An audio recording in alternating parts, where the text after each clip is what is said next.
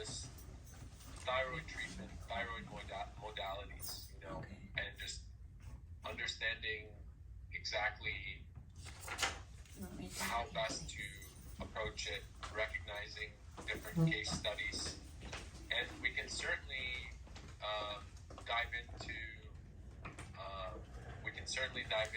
the metabolic syndrome, because that's incredibly correlated, right? If we were to take a vehicle, man, I'm actually enjoying this sun right now in my sunroom, and so I'm spending time with you in here, and I'm just gonna get out of the sun for a moment. Okay, so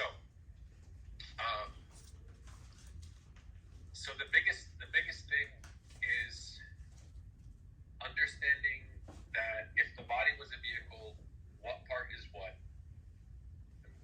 What exactly are we looking for? And we threw a twist when we talked about human dormancy syndrome. And I sent it to everyone, and a lot of questions came up in regards to, well, how do I take this in and kind of consider adding it into my practice, or what kind of level of awareness do I need to move forward? Remember the last time we spoke about this? Yes, no, maybe so, maybe, okay. We've got some heads, nods, and some smiles. I like that. So I would like to open it up right now and start off here and segue into metabolic syndrome, because it's all interconnected. It's all related. So knowing that, what can you conclude or grasp in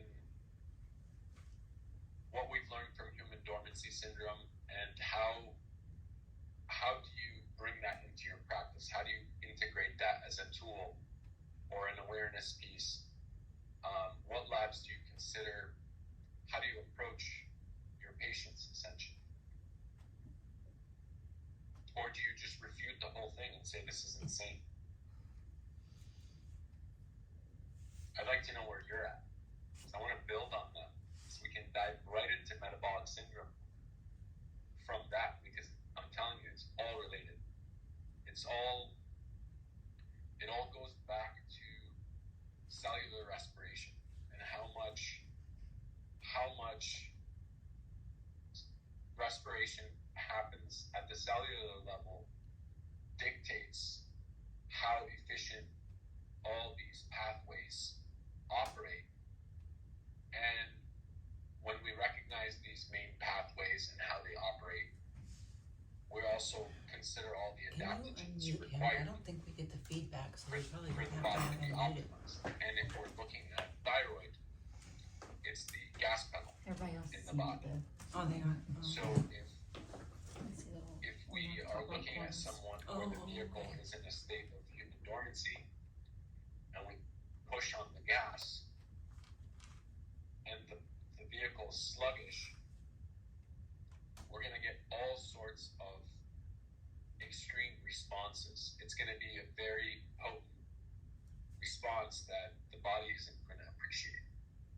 So what have you gathered, what have you discussed as a collective these last couple of weeks in regards to that?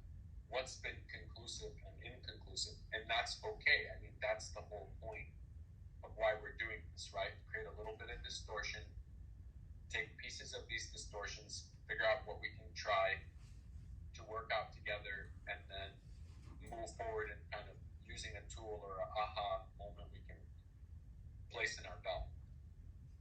So what would that be?